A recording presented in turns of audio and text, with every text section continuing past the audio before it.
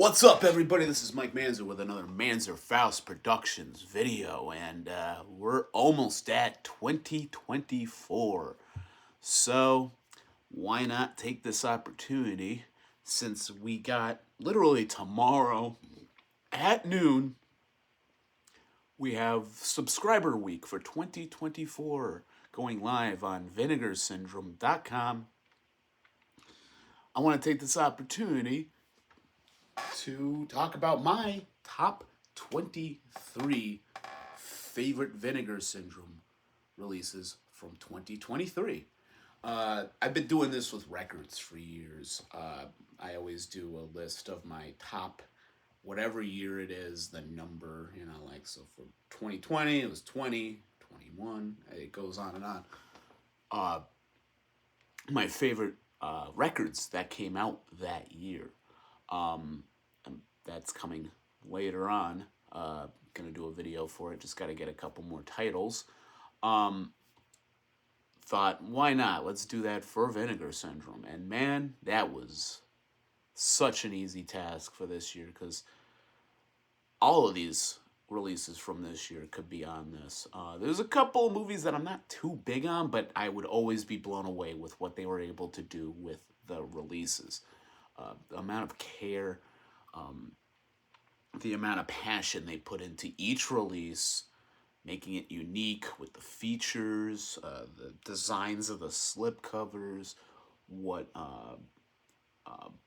sometimes a bonus movie, the interviews, the whole 9 yards, the promotion, just everything that goes into these movies is insane. And it's what keeps me and other people excited about this label. What keeps me as a subscriber is just the amount of great titles and a lot of the wish list kind of titles that they're definitely releasing and giving, the best treatment possible. But also just like giving them the opportunity to, educate me on stuff I would have not known about.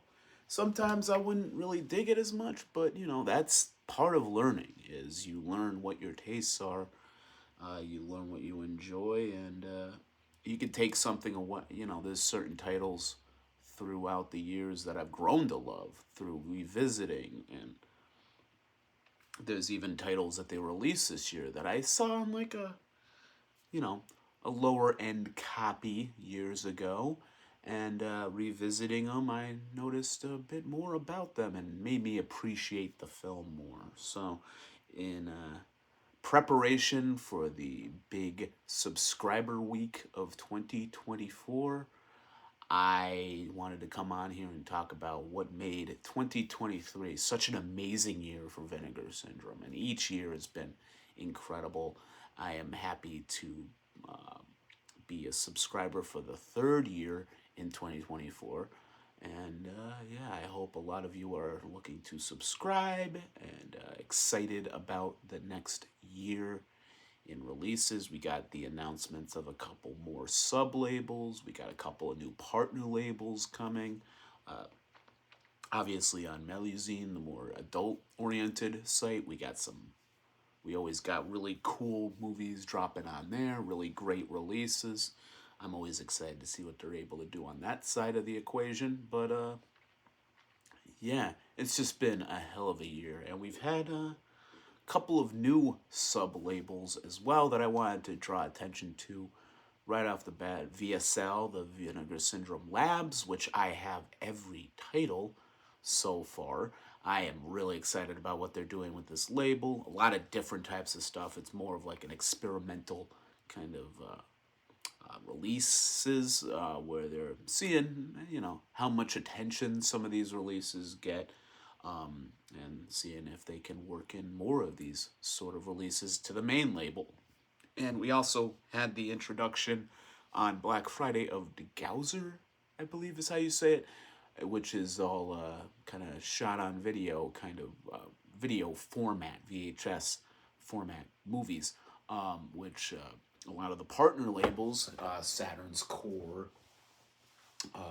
Culture Shock, Terror Vision, a lot VHS Hitfest. A lot of these partner labels have been really pioneering a lot of the restoration of these video format titles, and it's cool to see Vinegar Syndrome throwing their hat in the ring and starting to restore these shot on video movies, VHS oriented films. We had a great release from them with Redneck Zombies, which is a film I have been a fan of for a long time, but we only got through the Tromasterpiece collection, which I wasn't too blown away with.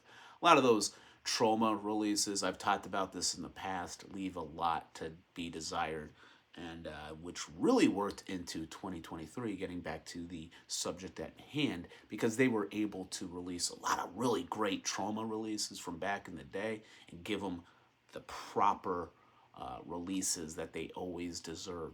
A lot of them on 4K, looking fantastic. A lot of great features and versions of the movies we might not have seen before, and just making killer releases out of a lot of them. And yeah, it's just been really exciting every month at noon, seeing all the great titles that are coming out in the coming month and getting excited. And I really get excited going on and learning about these titles and doing the unboxings for y'all. My last unboxing, real quick, before I get into the actual meat of this list of this video, my last video on the shit.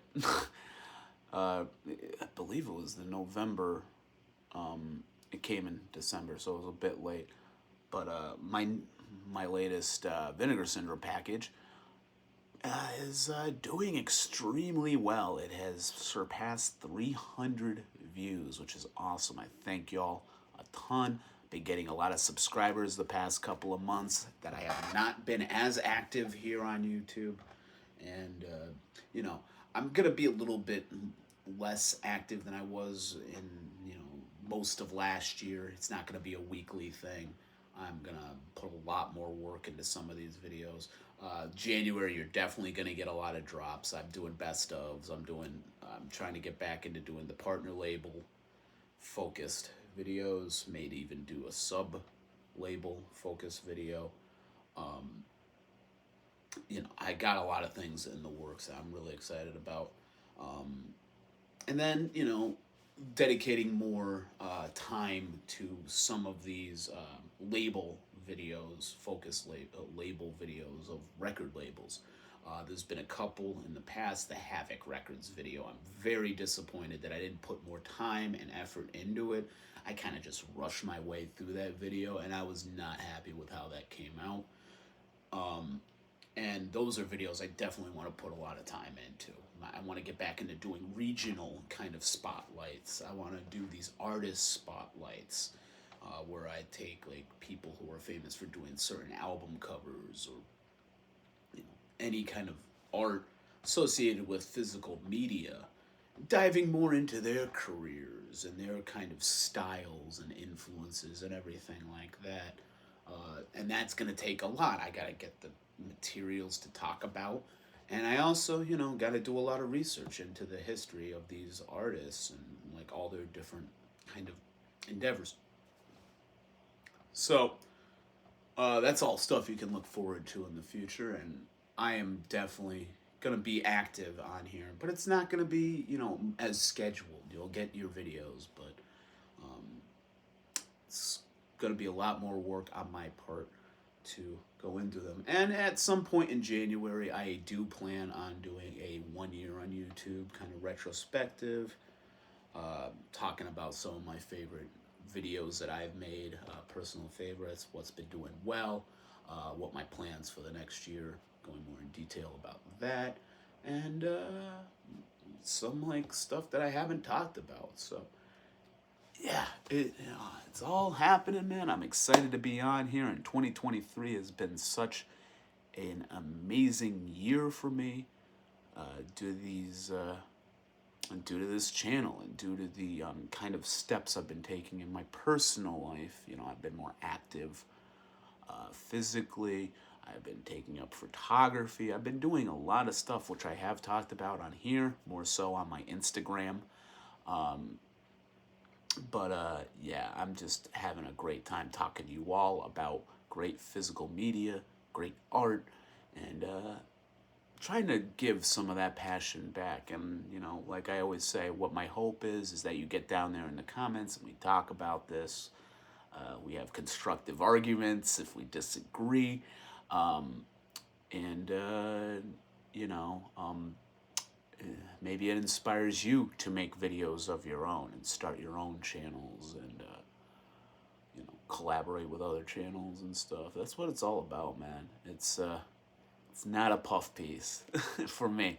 It's not trying to make myself look cool or make it look like I know everything about everything, because I don't. I'm constantly learning from all of you out there in our discussions, watching your videos, talking to you in the comments, talking to you on Facebook or Instagram or any of these types of places. And that's what makes it all fucking worthwhile. So thank you off the top of this video. You are why I'm here, and I enjoy what you do. And I also enjoy all of what Vinegar Syndrome and other labels, there's numerous, endless amounts of labels right now doing amazing work. And just so happens I live close to Vinegar Syndrome. I have a long time admiration and relationship with the label.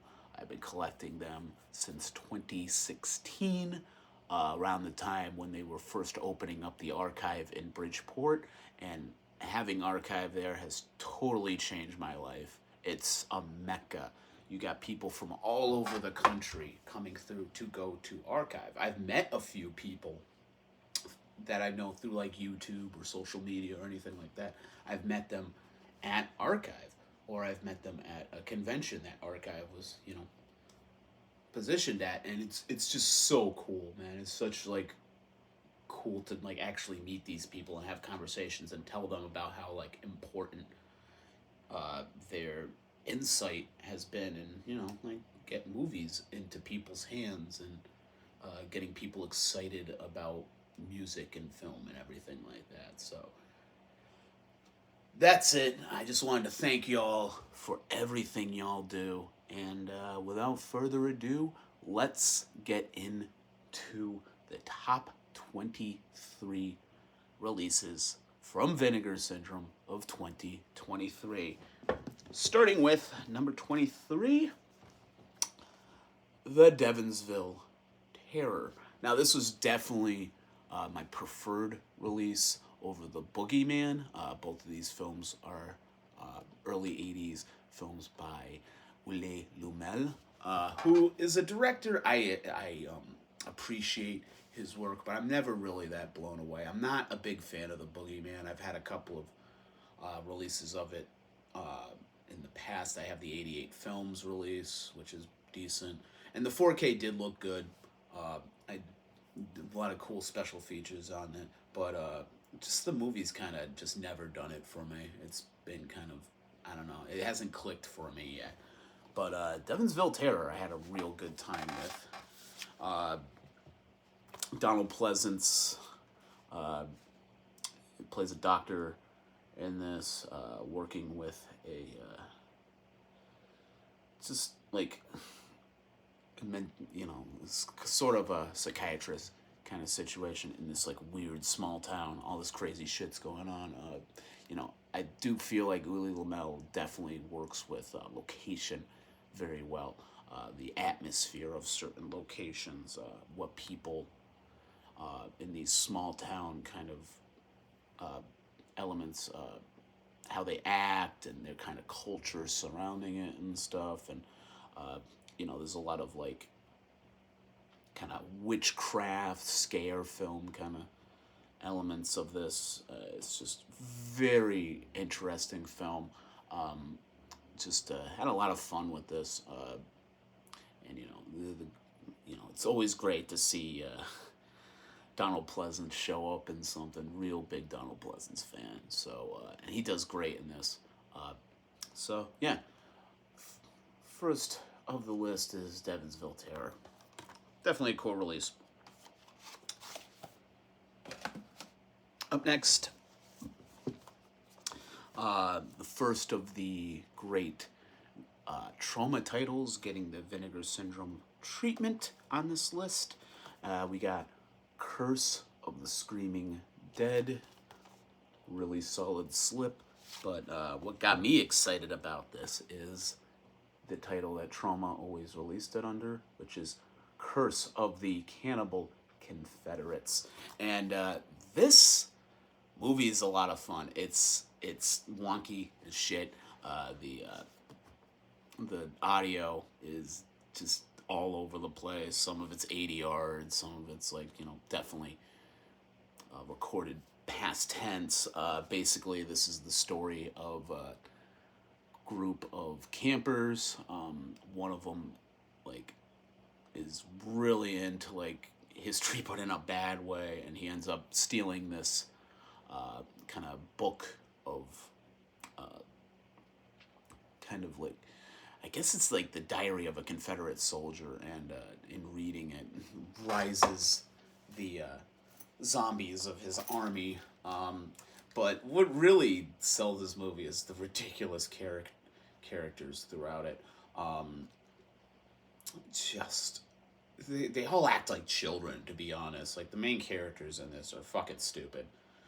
Like, there's no other way around it. It's definitely, like, way too over the top. They act like they're 5 years old. You got the one girl who's constantly complaining about everything and whining, and it just sounds like a child. But they're enjoyable. They're silly. It's just ridiculously over the top. The zombie effects, towards the end of the movie with the risen Confederate zombies is just fucking hilarious. They're not great effects, but it works for what this kind of movie is trying to do. So, definitely very cool.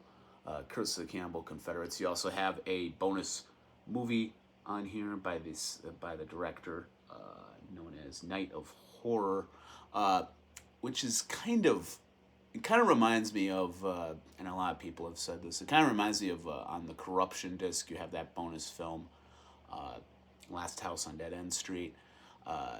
It's got kind of a similar vibe to that. So if you're familiar with that movie, you can kind of get what it is that you're getting from this film. But I'm not really a big fan of Last House on Dead End Street, and I'm not really a fan of Night of Terror either. But it's interesting to have it on here just as like a context kind of to this filmmaker's career. So yeah, Curse of the Cannibal Confederates. Definitely happy to have that. So number 21, and funny that this came out the same year we got like one of the best Godzilla films ever made, Godzilla -1. Saw that in IMAX, was blown away by it. Really great to see that we get a release like Gorgo in 4K. Very cool.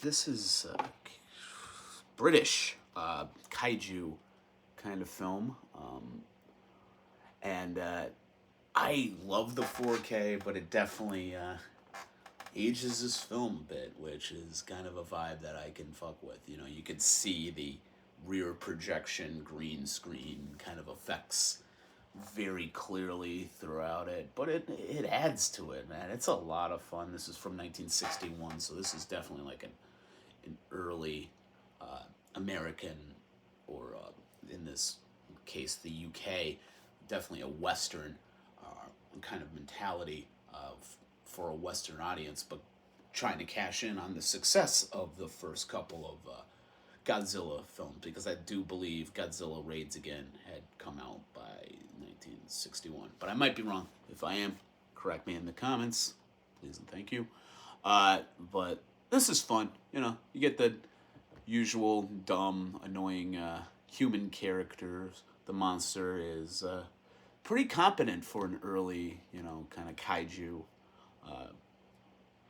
knockoff kind of thing. British Godzilla is what a lot of people call it. You do have a lot of that, like Ray Harryhausen isms throughout it, which is always much appreciated. So yeah, Gorgo, really cool having it in 4K. Looks really cool for what it is. And if you can appreciate, getting past all the technical limitations of the time, it's a lot of fucking fun seeing this thing. So yeah, Gorgo. Wow. Up next, film I wasn't too blown away with on first viewing, and it's still really not a great film. It's very boring. The dialogue just kind of goes nowhere. Really good characters in it though. It's a really interesting film, and that is Tenkiller.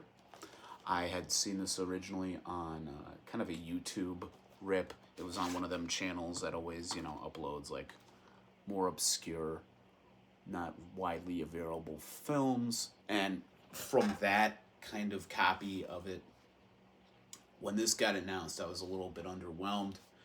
Like, that thing, it looks like it was shot on like a shitty video camera. I didn't even know if it was done on film.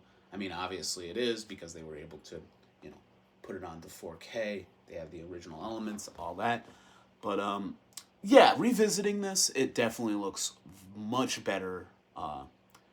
You're able to see a lot more of it. Like, the copy that I had originally seen was pitch black a lot of the time. Like, there's a lot of at night dark shot scenes in this, and on the old copy you could not make out a good amount of this film. But it does add to the atmosphere to be able to see a lot of this. It definitely has a very 1980s, kind of towards the end of the big slasher boom. This is 86, so the slasher was kind of becoming a little oversaturated at the time. People were probably getting burnt out on it. You had a lot of other kind of related horror genres becoming big again. But this is a pretty competent, well done late era slasher. Good characters, interesting story. You got these two women are down vacationing, trying to get away from everything at this like lake house, and but she keeps getting harassed by her. I guess you could call him a boyfriend, ex-boyfriend. Keeps calling her, threatening her. At the same time, you got all these kind of, creepy happenings around this kind of coastal community and stuff. So it's got a bit of a claustrophobia to it later on in the film. And another one of those films, like, you can't really trust your initial reading of these characters. Like, as the movie goes on, you start to find out more and more about these characters, their motivations, and what kind of, like, their phobias, everything like that. You do start to learn a lot more about them. You also got a nice bonus feature, sort of a short film, Divided We Fall. I don't really remember much about the film. I kind of watched it kind of passively. But same director. It's cool to have these kind of like I keep saying, contextual kind of elements. The other films these people have worked on, and yeah, but it's really cool that they were able to put this together, and it's probably much like for me, a lot of people have rediscovered and had more of an appreciation for this film and what it does with atmosphere and character. Very cool. So yeah, if you haven't picked this up yet, I definitely recommend it. And this will be the best way to introduce yourself to it. And if you already have seen it at a lower quality, definitely give it a shot. And you might find something in it that you hadn't before. So yeah, Tenkiller. And it really does work into like what Vinegar Syndrome does great with their kind of regional releases. And speaking of regions, This was an early release from this year. My number 19 is Biozombie, in the continuation of releasing amazing, classic Category 3 Hong Kong films. This was a lot of fun. Definitely a late 90s aesthetic. 98. It's got like elements of like weird kind of like late 90s like video, shot on video kind of stuff. The main characters are selling bootleg DVDs at the mall. You got this like mall kind of atmosphere, and reading that, you almost think you're going into something more along the lines of like a Dawn of the Dead, but it's not really like Dawn of the Dead. They have like the car with a zombie in the back of it, some guy that they kill on the road, and they put in the trunk of their car, and they going around the mall trying to sell these bootleg DVDs, and through the corpse in the car, it starts spreading this virus throughout the mall. And while they're doing their usual like mall rat kind of things, I would consider this more in the lines of like a mall rats, or like maybe even a little bit of what's the one Eric's Revenge, whatever the mall movie was.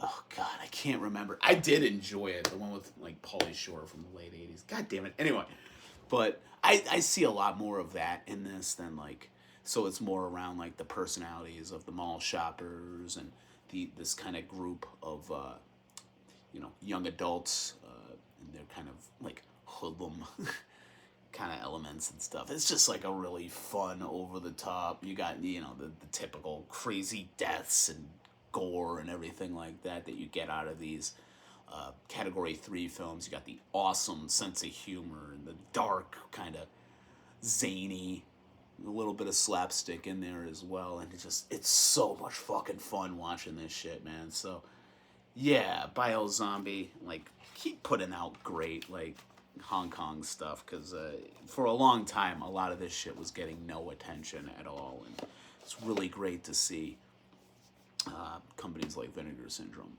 and 88 Films has been doing a lot of great stuff as well. Unearthed, just I love these Category 3 Hong Kong releases. Just so great to see these movies getting the proper love that they deserve.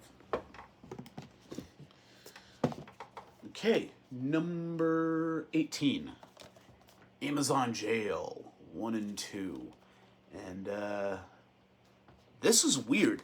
I do really enjoy these films, but they are all over the place. The first one is like this over-the-top kind of jungle exploitation, tons of nudity, tons of like crazy sex shit going on, like totally unlikable like main protagonists who are like enslaving these women. It's like a women in prison film mixed with a cannibal jungle kind of adventure.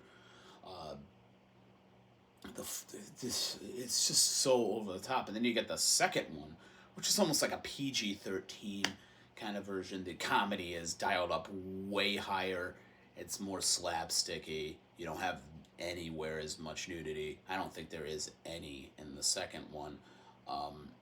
You just got more like kind of the focus on like this over the top like team of like kind of incompetent morons, and this jungle adventure kind of thing. It's the villains in the first one are definitely these cartoonish, over the top, like kind of caricatures. There's like weird like lesbian relations with one of them and one of the prisoners. Like I said, there's like tons of like oddball nudity and weird like animal deaths and all this kind of stuff. The violence is definitely more over the top in the first one as well. And they're both really enjoyable in their own ways. I definitely had a ton of fun with the second one, but it does seem a little bit dialed down as far as the exploitation and the sleaze factor. Definitely seems like it's dialed down a bit. Another great, so these are coming from, I believe they're Brazilian. Yeah, so these are Brazilian, and it's really cool to see a lot of Brazilian films getting attention. We have this Coffin Joe set, hopefully coming out. I know there's been delays and difficulties in getting that out for Arrow, but Brazil, I feel like, is a very rated and undiscovered kind of country of film culture, and that's unfortunate because I feel like a lot of the films in fucking Brazil are just going completely unnoticed, and a lot of them are lost. I know they have a difficulty. I've read they have a difficulty with a lot of elements. So it's really cool to see Vinegar Syndrome putting out these films, and to top it off, they're really enjoyable and very different in tone throughout both of them. So yeah, Amazon Jail 1 and 2.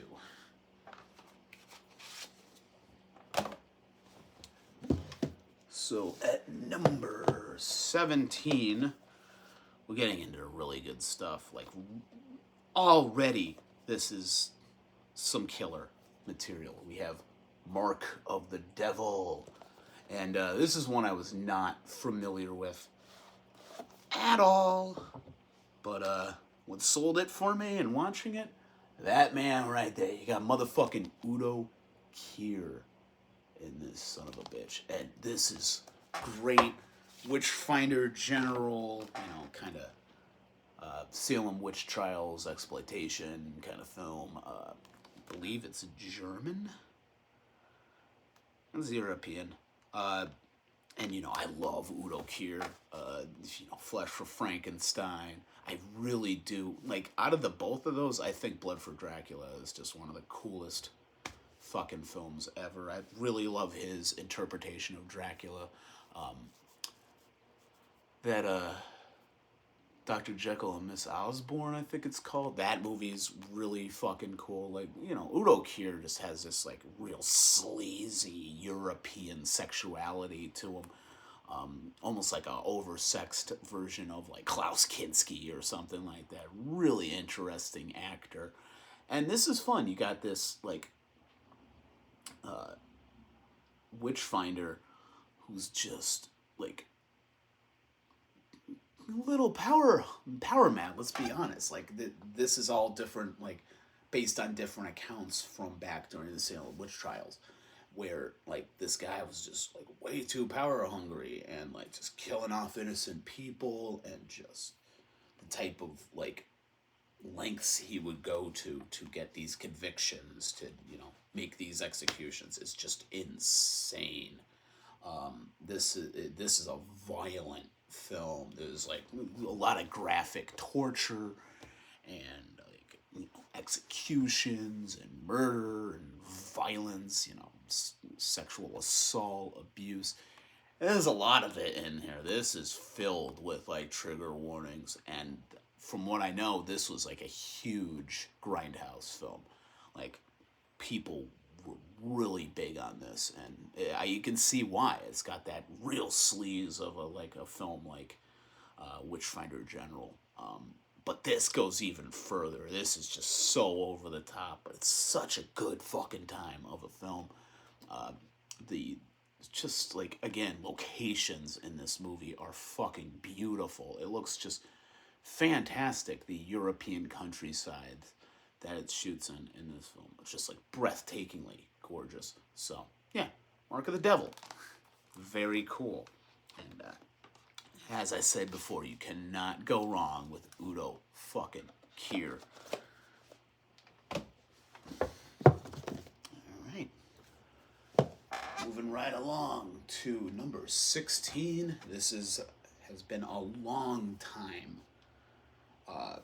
requested title on many a label, and finally Vinegar Syndrome was able to drop it on Black Friday, and such a great release of it too. We got Fatal Games from 1984, and this is a film that like went through a hell of a lot of, you know, like bad video releases and everything like that. I believe the holdback was like licensing, like music or something. I can't remember.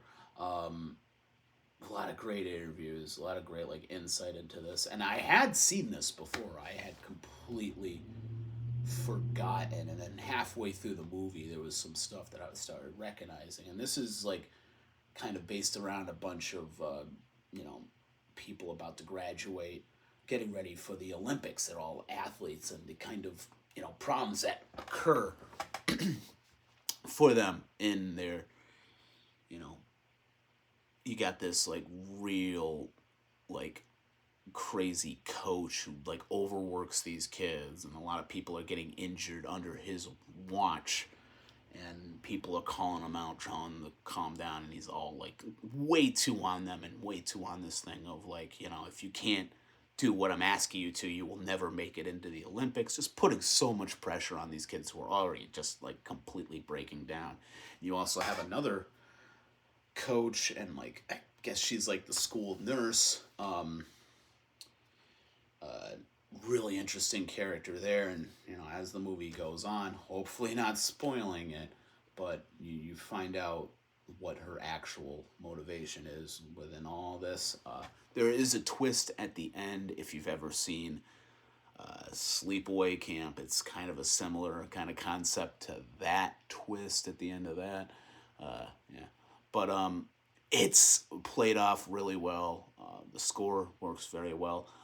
You do have, it's kind of funny, the little like back story to this is the one of the main actresses did not want to appear nude on camera, and had a body double step in. Well, who's the body double? Linnea Quigley. So that kind of made me laugh that, like, you know, they had Linnea. So this is yet another Vinegar Syndrome film with the great Linnea Quigley in it. So that's cool, even though her you know, she never really officially appears in it. But yeah, really great cast. The characters are very interesting. Like you there's like, it does a very good job of kind of like making you suspect all these different people, and then when it's finally revealed at the end who it is, they do it in a very like interesting way.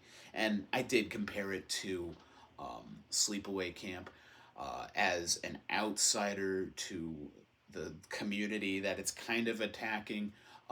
You could see it as that, or it's not the best representation of that community. But within Fatal Games, I feel like it has a little bit more of a sympathetic kind of portrayal of it, without going like too much into detail and spoiling this movie, because I do think it is a lot of fun to dig into Fatal Games, and there is a reason a lot of people have been wanting this for a very long time. So hell yeah, Fatal Games, awesome release. Oh yeah. Up next, another classic, like one of the, you know, most famous Troma titles of all time. You got Mother's Day in 4K. And this is just like, this movie's ape shit. I don't want to go too much into it. This is definitely a release I need to revisit a couple more times, but it looks fantastic. It's never looked this good. You know, it's Charles Kaufman, Lloyd Kaufman's brother, was the director behind this. This is from the early 80s. This is like definitely one of the more over-the-top, just sadistic, mean-spirited kind of like, you know, Friday the 13th, the slasher kind of cash-in kind of films, but like this is just fucking nuts. The type of subject matters, and you know, the kills, everything about it is very mean-spirited, very deranged. There's some great sleaze throughout this film. And I feel like a lot of people watching this are very familiar with Mother's Day. It's been talked about a ton by people, so I don't really want to say too much on it, because, you know, I'm pretty much plagiarizing at a point. But yeah, this is so cool to have on 4K. Just another one to add to the long list of awesome upgrades we get of Troma material. And this is one of the most important, Mother's Day.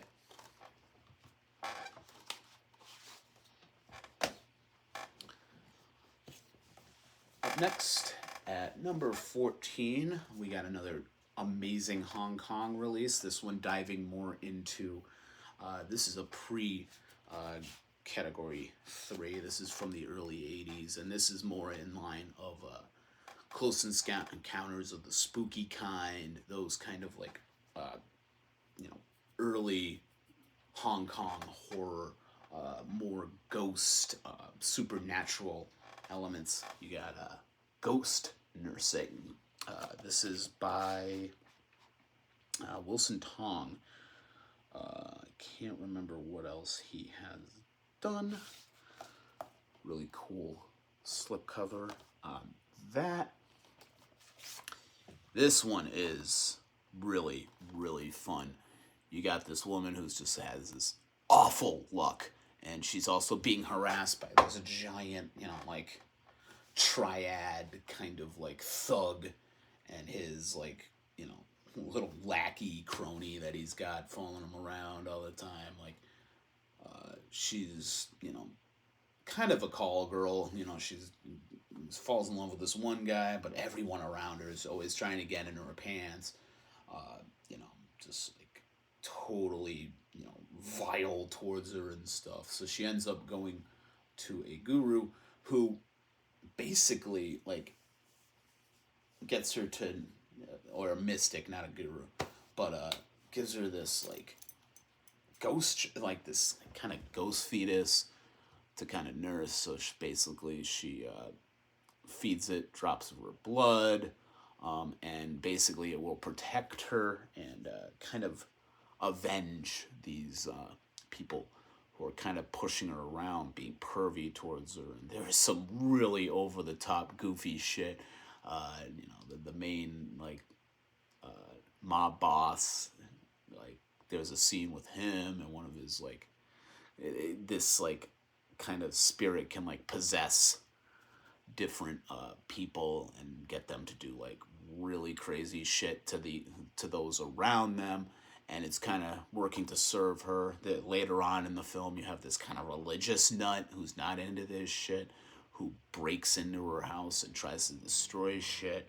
Just really crazy deaths. You got these like ghost elements. And what's really cool about this is there's a bonus feature on here. It's a video essay by Sam Deegan, who is just amazing. She does some of like the best video essays, some of the best writing on these films. She's just like one of the people that you see their name, almost like a Nathaniel Thompson or a Kim Wilde. Any of these, not Kim Wilde. But any of these like big people, even like Stephen Thrower, all these like you see their name and you know that this is gonna be like some real great content. And Ghosts and Black Magic in Hong Kong cinema. It's like 18 minutes, but it really is like this crash course in like great 70s and early 80s Hong Kong kind of supernatural ghost stories and everything like that. It's just very cool. Got a lot of adds to my watch list just from that feature alone. And there's another feature on another disc I'm going to talk about in a little bit that dives deeply into Kim Newman. That's who I was trying to remember. God damn it. So there's another great little video essay, documentary, whatever you want to call it, on another regional kind of filmmaking that I'll get into in a bit. But yeah, Ghost Nursing. This was fucking a lot of fun.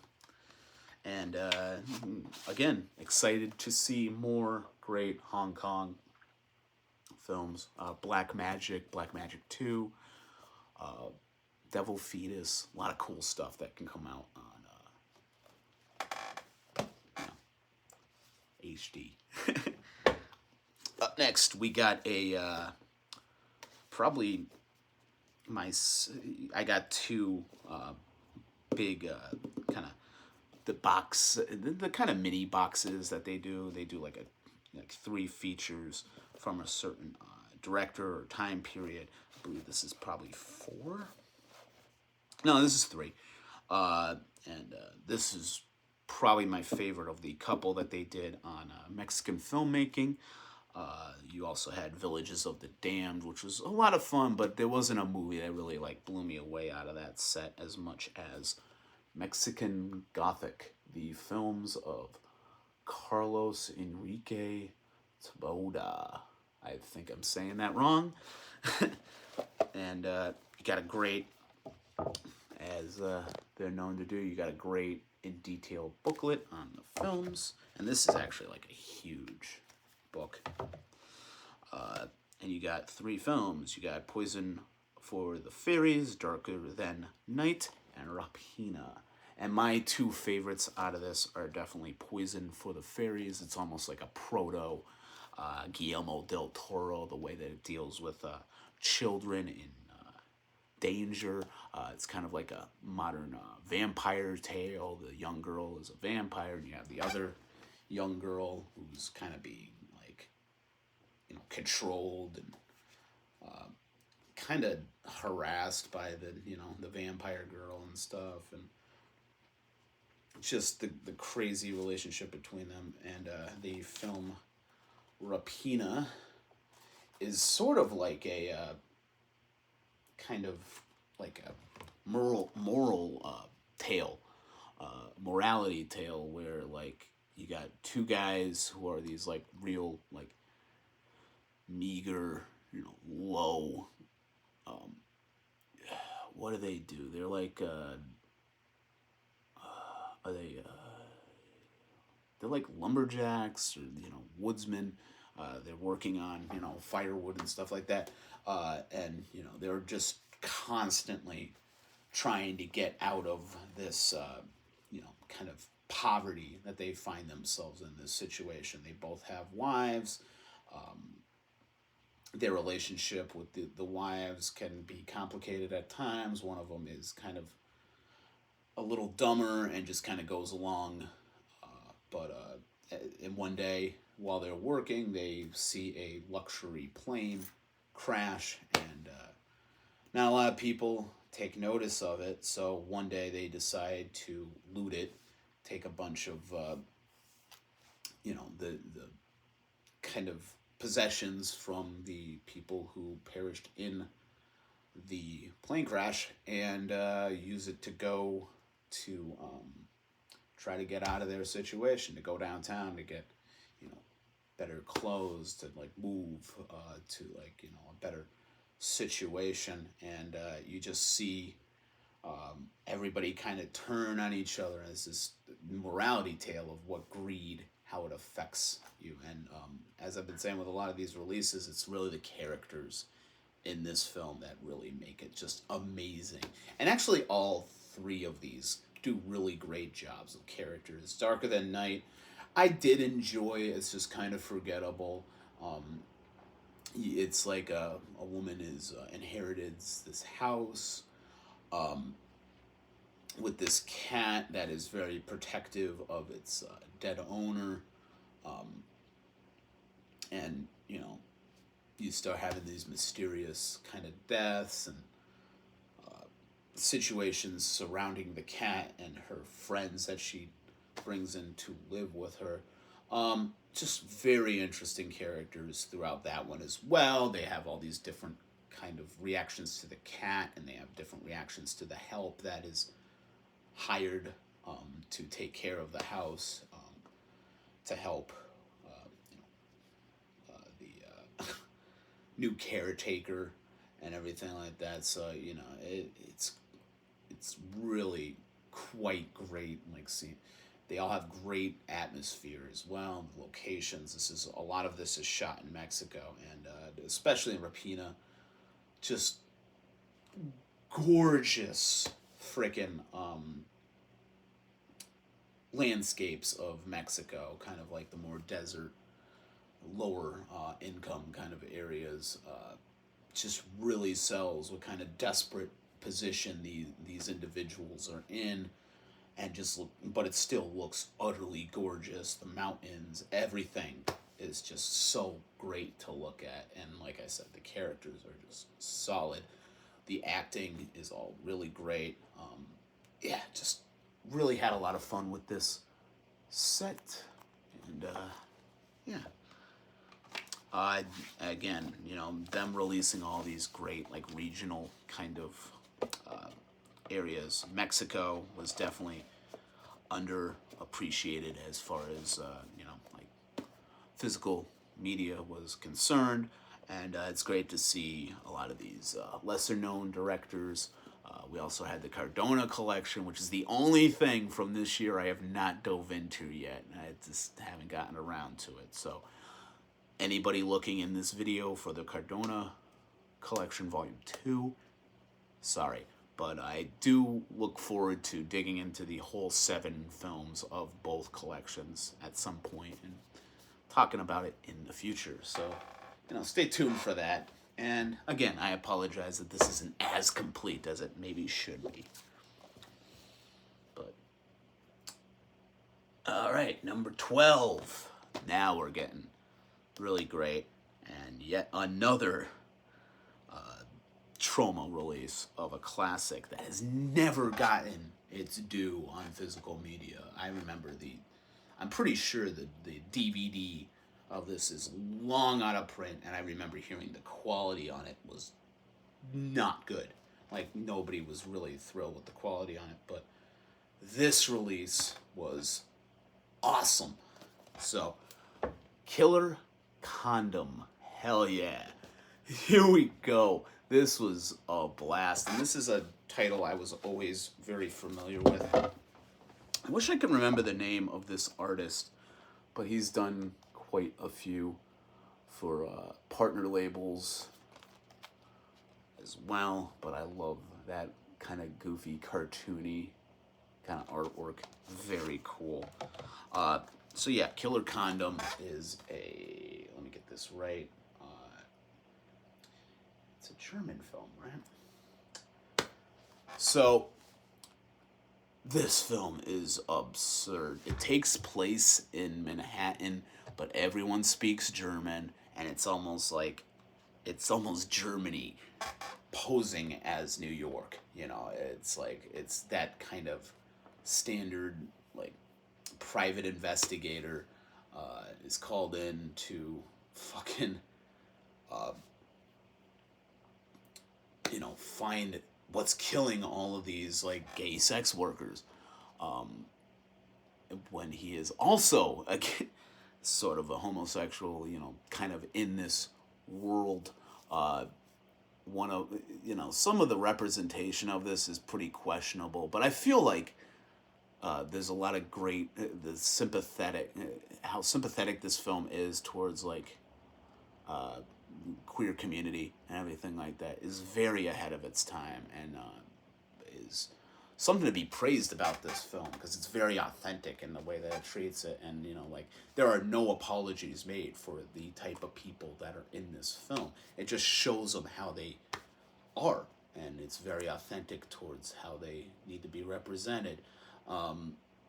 Just over the top characters. It's just hilarious. There's so many like memorable deliveries and characters, and just the effects of the killer condom itself is very funny, and like the actual like source of where it's getting its power, and the kind of spirit that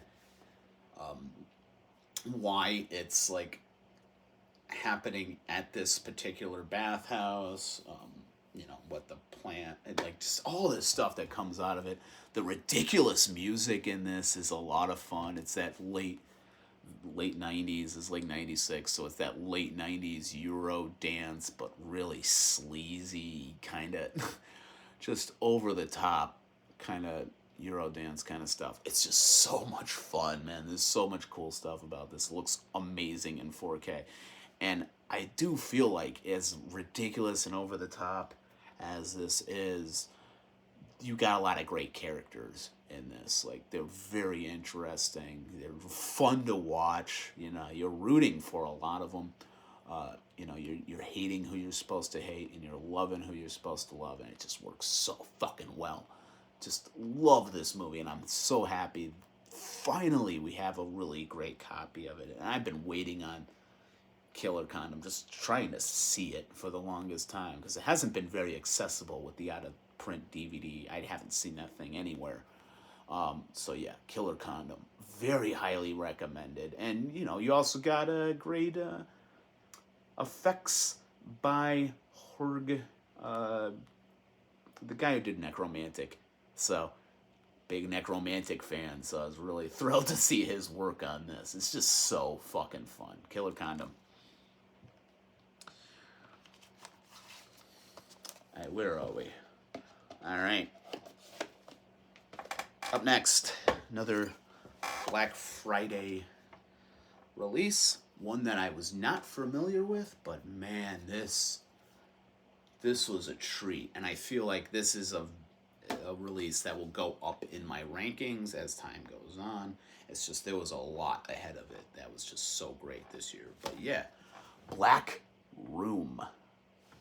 So cool. And I went into this thinking it was more of like a Frankenstein monster kind of thing, and no, not at all. This has more of like, and you could even really call it like a vampire kind of thing. It goes in such a different kind of direction. Basically, the plot is this man has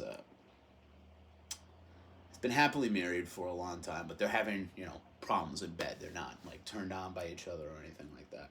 So the man has taken it upon himself to rent out this room in a mansion in the Hollywood Hills, and basically it's his black room where he brings these women to seduce them and kind of do all the kinky stuff he's not able to do with his wife and live out these kind of ridiculous fantasies. And he is renting this room from a brother and sister couple. Kind of a weird relationship going on with them. One of them is has some kind of rare blood disease. I can't remember what the name of the blood disease is, but his sister is basically taking the girls that this guy is bringing to the black room and killing them, and torturing them, and draining them of blood to give to her brother so he can stay alive. And just crazy kind of this kind of relationship. And you got like the sister starts forming this like kind of admiration of the man who keeps bringing these women back. You got a couple of like weird appearances of some people who would later on become famous. What's his name? Christopher McDonald. We all know him from like Happy Gilmore and shit like that. It's really funny seeing him show up as like this young kind of kid, young man in this, and him and his girlfriend get involved in the black room. And then towards the end, this is from 81, you get yet again Linnea Quigley showing up as the babysitter. She does not get naked in this, by the way, but it's a little earlier in her career, much earlier, but she's fun to watch, and the kind of mistakes. And it's also fun to watch the wife in this, who ends up wanting to see this, like where he goes, and like she keeps hearing about like his experiences in this black room, and it's getting her turned on, and she wants to go experience it, so she goes there. And the person they're renting from allows her to live out her fantasies at a different time, and all this. It's just kind of a crazy kind of cult that they're building up within this, and like all this like kind of off the wall shit is happening. Guess they're both aware that like the brother that they're renting from is photographing and kind of documenting everything that is going on in this black room. And as the information starts to come to light, just shit gets pretty crazy in this film, and you know, the suspense and the atmosphere is used very well. The set of the Black Room is gorgeous. The way that they use the different kind of elements of the room, the kind of room that they dedicate to draining the blood out of the victims is very well done. Just very cool film, and I did not expect to enjoy it as much as I did. So yeah, Black Room. Very cool. And it's from the director of Frightmare, which is a film I discovered earlier this year. That Vinegar Syndrome released, you know, really early in their releases, but really great flick. If you have not seen Frightmare, go back and check that out. All right, into the top 10, and how better to start it off with than yet another great, long-needed Troma release. That is Rabid Grannies, and the comeback of the lenticular slip, which was famously done by Vinegar Syndrome back in the day for the Jack Frost release, which I don't have because I'm not a fan of Jack Frost at all. I actually kind of hate that movie.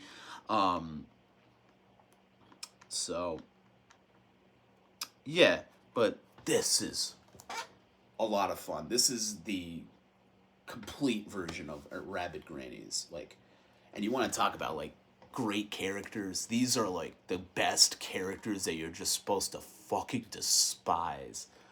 Like, I believe it's around Christmas, right? So, like, a bunch of people are going to this kind of elderly, I guess they're probably, like, you know, trying to get the inheritance, and so that, you know, you got a couple of couples, and, like, these are all, like, you know, the possible inheritance to the fortunes of these elderly people, and somebody shows up to the house with a present that ends up turning them into these, like, ravenous, you know, like zombies, craving human blood and flesh and all this kind of stuff. Just way over the top. There's a lot of slapstick, a lot of goofiness to this, but it's played very seriously, played pretty straight. A lot of great commentary on religion, kind of superstitions, what is, like, real and what isn't, all that kind of stuff. And what's really cool about this is we get this film the way it was supposed to be seen, which is, like, never what we were able to see. But also, you got Forgotten Scares, an in-depth look at Flemish horror cinema. And this is a Belgian film, and the special feature on here is a feature-length documentary about the history of Flemish horror. Most famously, the kind of movie that kicked it all off was Daughters of Darkness, which is a great movie I finally saw last year. Adore that flick, and it's kind of an Elizabeth Bathory kind of story. And there's such a long list of great there's nobody has them. A lot of these, like, there's so much more, like, to be released, just judging from this documentary. And what, like, with Ghost Nursing, I talked about how I added so much to, like, the watch list. This was another one. I just went through that documentary and just wrote down everything I could, because it all looked very interesting. And it seems to have, like, you know, fucking Belgium has this amazing kind of film culture that works around these kind of weird censorship laws that they have. And it's an interesting documentary to dive into and, like, really see, like, the kind of culture surrounding this film. And it's really great, like I said, to get the complete, you know, approved version of Rabid Grannies, because this was a title that for years everybody would be like, oh, it's kind of boring and poorly made and everything like that. And I do feel like this release gives it a lot more justice to why should be looked at as like one of the best Troma films and one of the best acquisitions that they were able to make, and why it's deserving of its presence in their catalog. So yeah, Rabid Grannies, tons of fun. Happy to finally have a great release of this.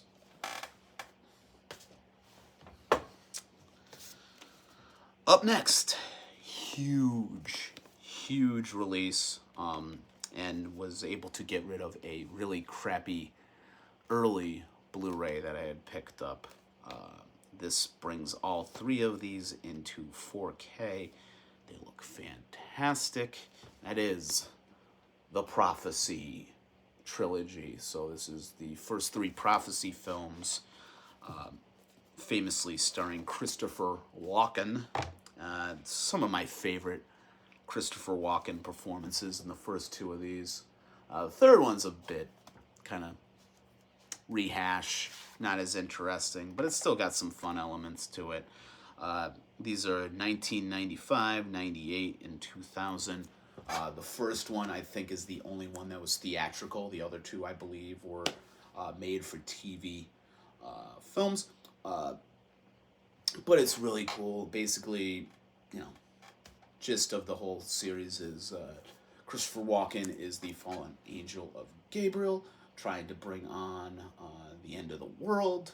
Sort of a little bit of a Dogma, what Dogma was dealing with in more of a comedic way. This deals with it in a more, you know, kind of over-the-top 90s horror sense. But these are a lot of fun. All the different forces coming together to fight Gabriel, his kind of, you know, his ways of like possessing people and using them to like, you know, do his, you know, dirty work and stuff. You got a lot of really great performances in this from, oh God, what is her name? Brittany Murphy is like a suicidal drug addict in the second one who's been promised by, you know, Archangel Gabriel that if she's able to help him destroy humanity, she will finally be able to kill herself. It's just really over-the-top kind of stuff, but I feel like it's played very well. These are beautiful films, shot very great. Even the ones that are made for TV, kind of fodder, really look amazing. And it really sells it a ton having this in 4K. It's just such a great release of these four films, and again, will expose a lot more people to kind of this kind of a titan of like really great kind of religious horror supernatural stuff in the 90s. I feel like the Prophecy titles are very much like a big part of that 90s kind of filmmaking. So yeah, Prophecy. Not a lot to say about those, but man, if you have not seen these films, definitely pick this up, and they are a lot of fun. And you know, you got Christopher Walken doing at his probably most Walken-esque. You know, that's one of the ones you definitely need in your collection. Up next, number 8. So we got another very prolific figure the last few years in Vinegar Syndrome, and that is Cynthia Rothrock. And man, this is probably one of my favorite Cynthia Rothrock releases that they have done. Undefeatable. Hell yeah, this was a blast, and I'm surprised I did not know about this film, because a lot of people are familiar with it due to the crazy ending that had shown up on YouTube a bunch of years later, really early on. You got this crazy performance from, well, first of all, let's just say what it is. You got Godfrey Ho directing this, and you know, he's famous for reusing footage and all this kind of stuff. And I believe this is one of the few films that is all just like made for this film. You got one of the craziest over the top kung fu villains of all time in Stingray, played by Don Niam, who's just hilariously over the top, just such scum. It's just insane. The fights in this are so over the top. You got like this is just such a fun, crazy early 90s like kung fu martial arts film. Like Cynthia Rothrock is at her prime in this film. Just so much fun to watch her just wallop the shit out of people. And like I said, the villain of Stingray is just such a character. It's like so fun to watch just how over the top cartoonishly evil this guy is. So yeah, dude, this was so much fun. Undefeatable, man, and it's an undefeatable movie. See what I did there? So check that out for sure.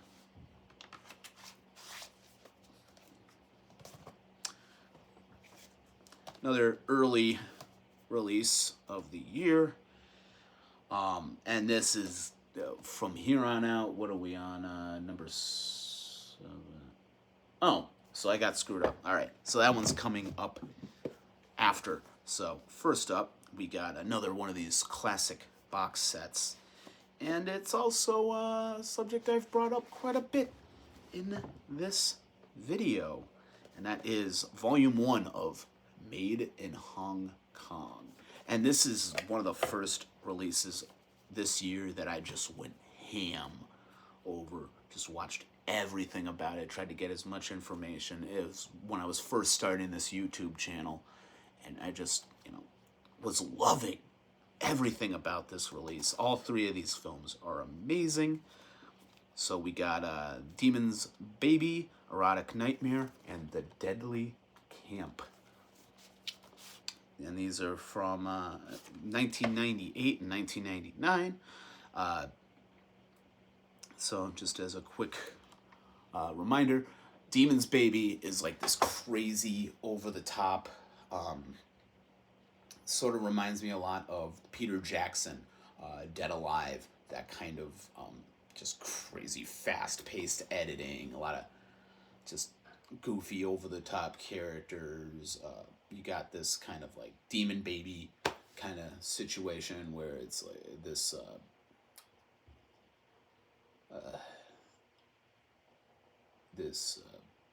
these jars are discovered by this like kind of like chamber ruler, this kind of bad, like a master kind of character. He has all of these women,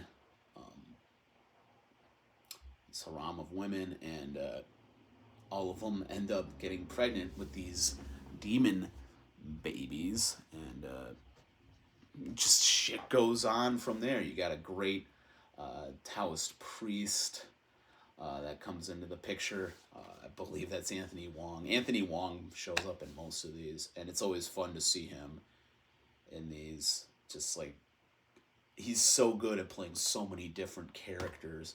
And a quick shout out, Vinegar Syndrome, through its VSA label, also released Untold Story 2, which I had a ton of fun with. I loved the first one. Second one is pretty close. So, very cool. Just the effects of Demon's Baby really do call to remind me of like something like Dead Alive by Peter Jackson. Just so much fun watching this, and like, the characters are a lot of fun throughout it. Erotic Nightmare is the great Anthony Wong is the main character of this, and basically he's having like a lot of sexual frustration. He cannot please his wife, and she's like just like uninterested. I guess she has like some kind of medical conditions, and he's like a businessman, and he ends up finding this guy who can give him these like erotic dreams that are just so like, you know, the most erotic dreams you could possibly imagine, and but comes with a price that everybody around him ends up getting killed. There's like this like comeuppance from it. There's like definitely this like, and he starts to realize all these things, and he wants this guy to reverse the spell and get rid of these dreams and to stop all these like consequences from taking place. But he is greedy and trying everything to prevent that from happening. Just like really fun kind of characters, really crazy over the top deaths. These dreams are just insane. And Anthony Wong, definitely great at playing a dude slowly losing his mind around all this crazy shit that's happening. And The Deadly Camp is a lot of fun. It has this kind of late 90s slasher kind of feel. It's takes place on this kind of like island camp kind of thing, but you definitely have like the one kid who's like filming everything. It definitely has that vibe of like, I don't want to say Scream or something like that, but you know, these late 90s kind of films where it's like one guy is like way too knowledgeable on horror movies and he's just filming everything. You got these like jock asshole characters. You got Anthony Wong as one of the other campers and his kind of crew. I guess they're kind of triad affiliate, if I'm remembering right. These are just some really fun Cat 3 Hong Kong movies, and you even got a really great video essay, again by the great Sam Deegan and Charles Perks, on Anthony Wong, the king of Category 3, and another one where you can just take notes and find a bunch of really great Anthony Wong films. And luckily, we've gotten some really good releases of his over the last few years. We just got Taxi Hunter, which I still got to get, but I love Taxi Hunter. I saw like a kind of bootleg version of it online, and it was a blast. So yeah, hoping for more of these made in Hong Kongs.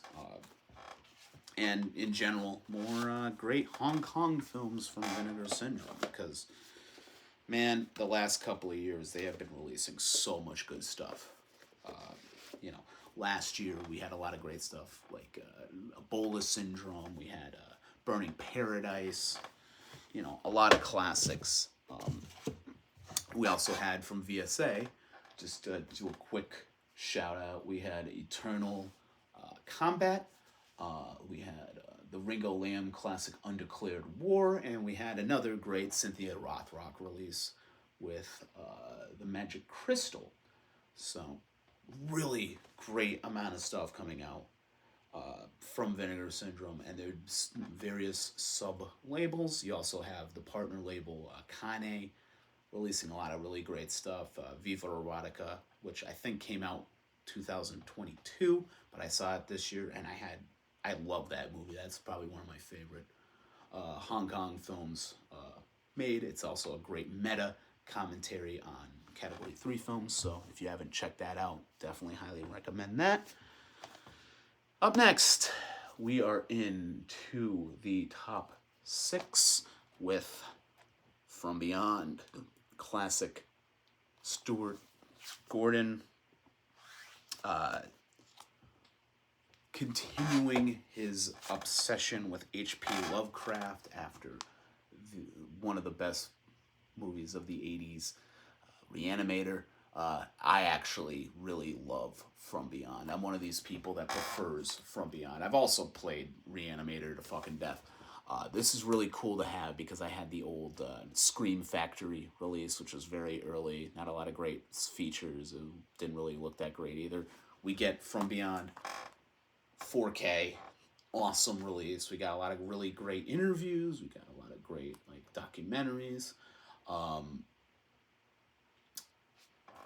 If you haven't seen From Beyond, fuck you. Everyone's talked about this thing, all right? So, like, You got great performances from everybody you know from these Stuart Gordon films. Like, probably the best Barbara Crampton performance in any movie. She's just fantastic in this.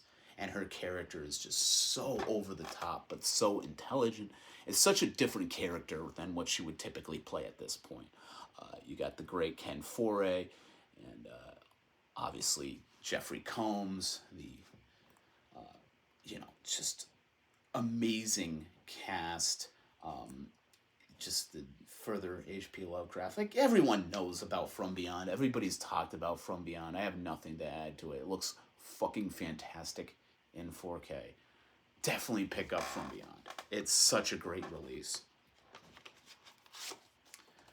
And number 5, dropping shit, we have kind of a sequel release to one of the, probably my number 1 release of last year, I believe, the classic Freeway from Michael Bright. We have the sequel, Freeway 2, Confessions of a Trick Baby. This was so much fun. You got Natasha Lyonne, Vincent Gallo, Maria Celedonio. You get like an appearance from John Landis. Obviously, David Allen Greer is completely over the top in this. So where the first Freeway is kind of a retelling of like Little Red Riding Hood, this is a take on the Hansel and Gretel story. And basically 2 young girls in this prison break out, one being a vicious killer, the other one kind of being, just another kind of violent kind of young person. Just like they kind of go out and kind of embark on this like kind of cross-country thing to find this kind of cult leader, which turns out is played by Vincent Gallo. And I don't want to spoil too much about that, but this goes so over the top. Definitely another movie where every trigger warning is applicable to this. Definitely a lot of sexual assault. Definitely a lot of like racism. Like the racism in this is out of fucking control. There's like a bunch of crazy like characters. Like you cannot trust any of them. David Allen Greer is like this like lawyer who's like just fucking everybody, and that's like kind of his only reason for like anything in this movie is just like having these ridiculous affairs, and he's definitely in it for like a definite selfish reason at all times. Like just completely over the top. The 2 young girls in this that we're following like play off of each other insanely well. They're both psychotic in their own ways, but where this ends up going is just crazy, and all leading up to this like crazy ending. It's just so much, and it fits so well into the kind of series with the original Freeway, and how over the top and kind of crazy that film was. This kind of pushes it even further, but it's still a ton of fun and still a great film. So yeah, Freeway 2, Confessions of a Trick Baby. And again, like a lot of these like underrepresented late 90s kind of crazy films getting a lot of love is very cool to see, which brings me to my number 4. Never have I been as excited for a release as I was with Existenz, the classic David Cronenberg late 90s sort of a little bit of a videodrome, but this time focused on virtual reality and video games. Got a game tester who is basically filling in the place of James Woods' character in Videodrome, and he gets this game. It ends up taking over your life, and just all this kind of philosophical and body horror kind of effects end up happening. And yeah, this is just so great to have a physical copy of. Finally, this has not been available in HD. I believe there's a recent, I believe 101 or 88 films put it out, standard release. But seeing this come out on Vinegar Syndrome, getting this like amazing 4K treatment, a lot of great special features, and this is definitely one of those Cronenberg films that I felt like needed so much more love and so much more praise and so much more exposure to people. This has been one of the hardest ones to get a hold of and the hardest ones to see in a really good print. So, yeah, Existenz, man, just such a classic fucking release. And just adding more and more to the list of amazing releases this year. So cool. And I love Cronenberg. So, obviously, a little bit biased. I'll admit it. So, number 3. And, again, Troma. Here we go.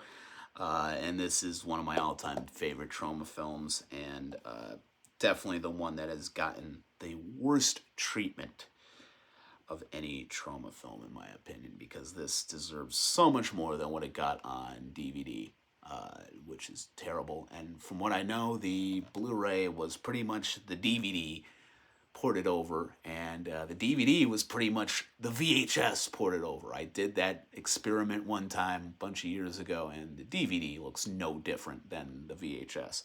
But finally, we got it in 4K.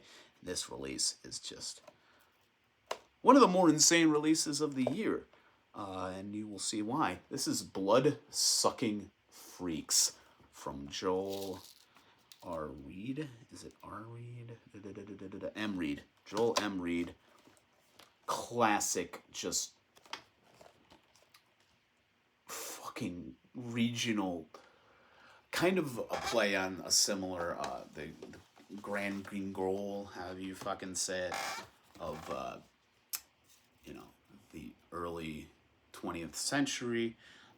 Basically these like acts of gore and violence on stage. Obviously, another film that this influenced around the same time was Herschel Gordon Lewis's second to last film, The Wizard of Gore, which is another one of my favorites. You have this really cool way of doing the slipcase, where you have a reversible slipcase, and it's all brought together by these kind of magnetic things. I really love the original poster art, so that's close enough. Got really nice updated artwork on the inner. Again, not much to say about Bloodsucking Freaks. You got so many great, like, kind of character actors in this. You got Louis de Jesus, who was also in Let My Puppets Come as Mr. Big. He plays Rufus, the little person, dwarf in this, the assistant to Sardou, who is putting on his theater of the macabre, where he tortures women. You got beheadings, you got like just these crazy over the top kind of set pieces throughout this, and it's set up like a magic show where the audience does not know if it's real or if it's fake.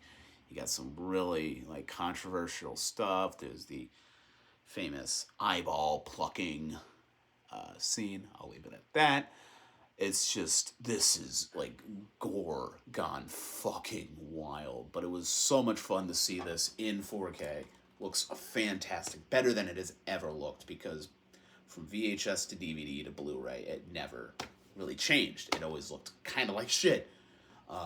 Definitely low quality releases. But now we got this on 4K. We got a lot of great special features, as I keep saying, and holy shit, this was like so much fun to finally revisit in the way it was supposed to be seen. So yeah, Bloodsucking Freaks, highly recommended.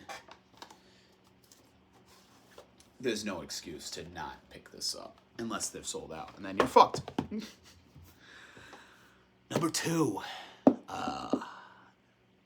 man, I'm not really a giallo guy, but this is one of my favorite releases Vinegar Syndrome has ever done, and this is such a great film, and I adore it, and it's by one of my favorite, well, the son of one of my favorite Italian directors, and the person who really, created the giallo film as we know it today. His son Lamberto Bava, I love him from Demons. Believe he did Body Puzzle, which was really good. But we got finally a great 4K of A Blade in the Dark. And we got this cool little slipcover or hardbox slip with a couple of the famous kills throughout the movie. What I really love about, so I'll show you this part because the back is definitely gonna get me in trouble. But what I love about A Blade in the Dark is just the meta commentary that it uses towards giallo.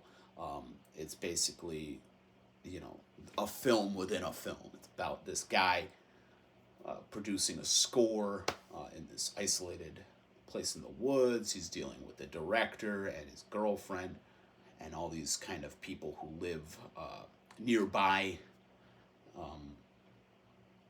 coming through and all this crazy stuff. And he's producing the score for this unmade giallo film. And we see some footage that's being made for the film. Greatly at the beginning, we have the, I can't remember his name, but famous child actor for playing Bob in House by the Cemetery. Love that kid, man. He shows up in Texas Gladiators, a bunch of other kind of Enzio Castellari films. He's also in another Fulci film. I just can't think right now. But it's always great to see him show up, and he's doing pretty well. He's not overdubbed in this movie, so that definitely helps. You don't have that kind of goofy, obviously not a child dubbing on him that you do in famously House by the Cemetery. But it's fun to see him show up. This is just a lot of the great set pieces and just that meta commentary. The music is just so good. This is probably some of my favorite examples of the giallo film music. Obviously, you got Goblin and doing all the Dario Argento films, the fucking Demons as one of the greatest soundtracks ever. But I really do love the atmosphere in the soundtrack on this film. Great performances, set pieces. This is everything you would want out of a great giallo film, all thrown into one, and then some. So yeah, Blade in the Dark. So happy this got a big release, and it's probably become one of my favorite giallo films. So yeah. And number 1, I'm gonna be brief on this. I'm sure everybody watching this knows what my number 1 is gonna be, and I'm not gonna go too into detail because, surprise, surprise, I have a video coming tomorrow at 10 o'clock before the big subscription sale goes live. So you got a couple of hours to get this video in and this upcoming video, talking about probably one of the most important releases to come out of Vinegar Syndrome ever. That is the Vinegar Syndrome Lost Picture Show. Just an amazing box. I will show that off in the next video. What I want to talk about in this set is, so basically the set is 10 formerly lost or unavailable films.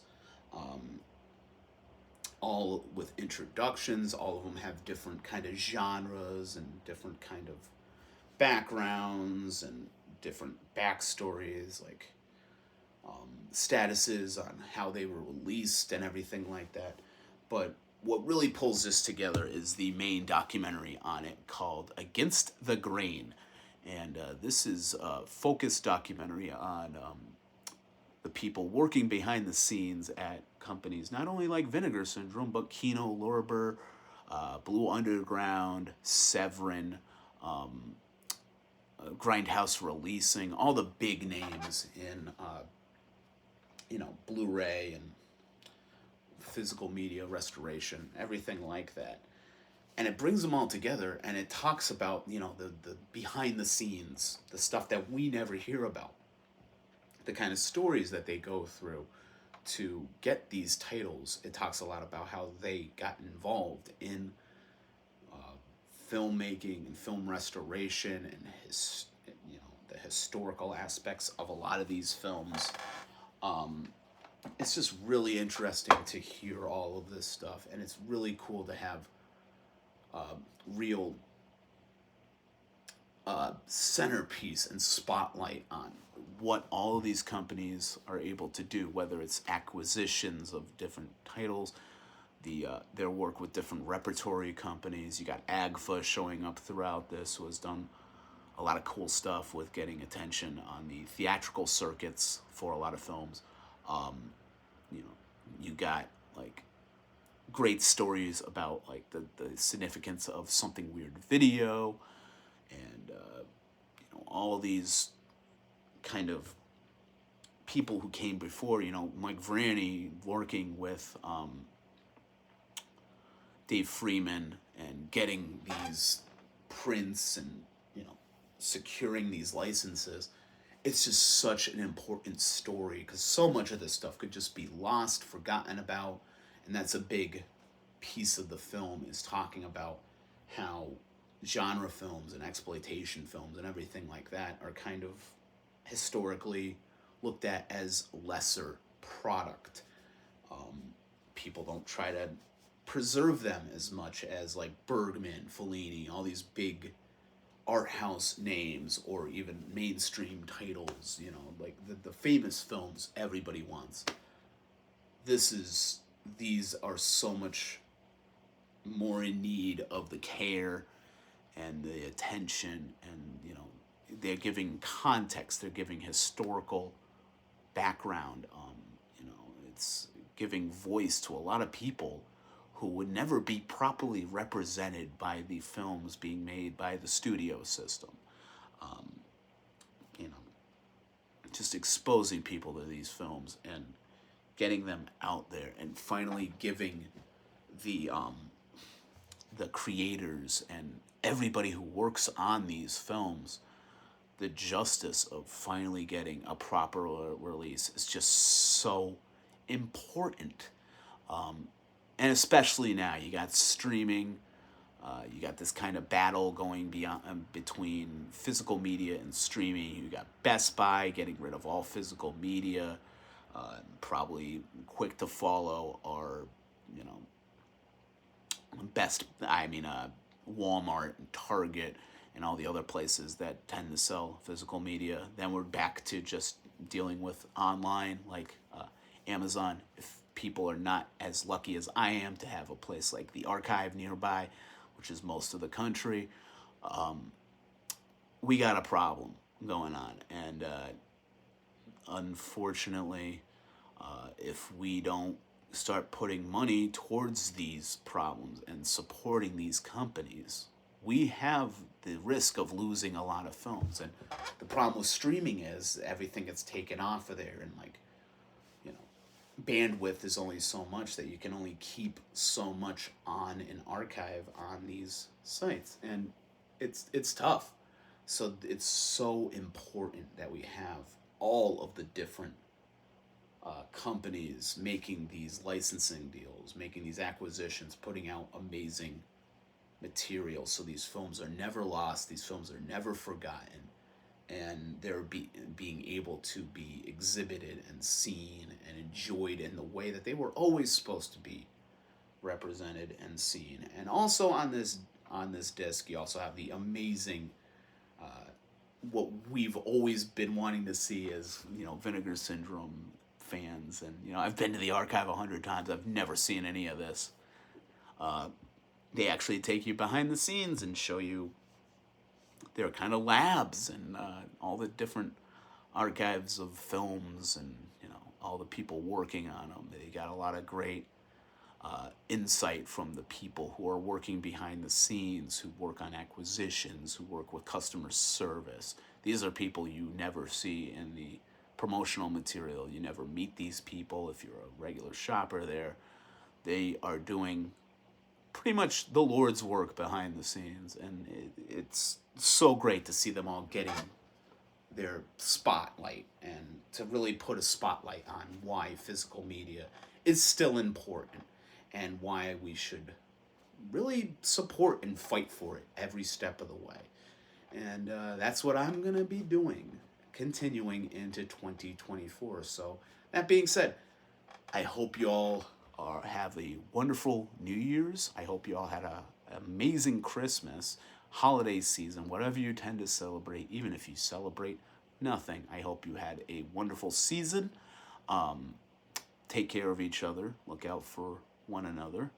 And, you know, keep watching films. Keep buying records. Keep looking for new things, new experiences. Do your due diligence to research this stuff and find out what makes you love art, what makes you love culture, what is important to you. And that's really all there is, man. If you got any titles I did not talk about, you want to call me out on my opinions on certain titles, I got some facts wrong, you want to correct me, that's what the damn comments down there are for. And like and subscribe if you have not already. And as usual, I'm on Instagram as the Hordes of Manzerfaust, doing a lot of stuff on there as far as my music, talking about a lot of stuff that I usually don't talk about on here. I've started doing an occasional live stream, not very long, probably like 45 minutes or something, but I put up my first one of those the other day. If you ever on Instagram while that is going on, stop in and say hi. Tell me how my opinions suck, or tell me how my opinions are helpful, or you like hearing my opinions. You know, I've gotten a lot of subscribers. The videos have been doing fantastic. The Sick-Heavy Spotlight video is almost at 2,000, which is just mind-blowing. And I love the attention that is still getting, continues to get, and there will be more content on him in the future, as I have said in the past. So I think I've talked myself to death. I got a ton of, I got a partner label video coming up very soon. Got my record reviews of 2023, my favorite reissues, and my favorite vintage pickups of the year. Got my 1 year on YouTube video coming up at the end of January. Bunch of stuff in between. Want to do a sub-label look at Vinegar Syndrome Labs. Do another one of my Getting to Know Your Partner label videos. Just get back on the grind and, you know, maybe work on some label videos, work on some cool ideas that I haven't gotten to yet.